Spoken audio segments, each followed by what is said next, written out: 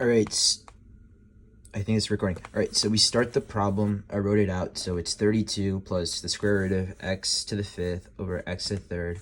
We first take the integral of both. So I used the property where you can split up the integrals so I can make it easier on myself. So I split into two different integrals to find and then add them up together, which would be 32 divided by x to the third dx plus x to the 5 halves over x to the third. And then I just cleaned it up just so I can see it for myself.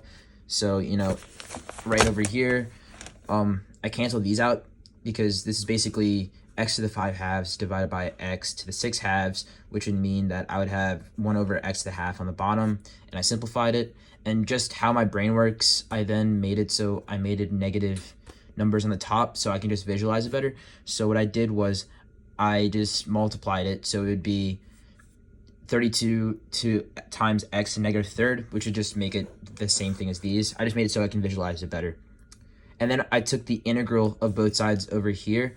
So for this one, I added 1, which would make it x to the negative half, and then I multiplied it by 1/2, negative 1/2, sorry, which would make it negative 16x to negative 1/2, and then I checked it again. So if I multiply negative 2 times negative 16, that's 32, and then that would give me that number.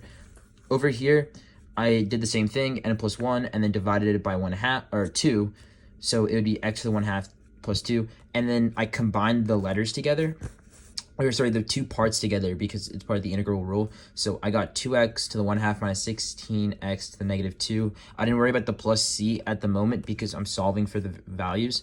And then what I did was I took those two numbers and I made this equation. So I did 2 times square root of 4 minus 16 divided by 4 squared. That's the first part. And then minus the entirety of the second part, which would be 2 minus 16 because it's 1. So you don't really have to worry about it too much. So then I got 4 minus 1 because 2 times square root 2 is 4. And then 16 divided by 16 is 1. So 4 minus 1 is 3 plus 14 because 2 minus 16 is negative 14.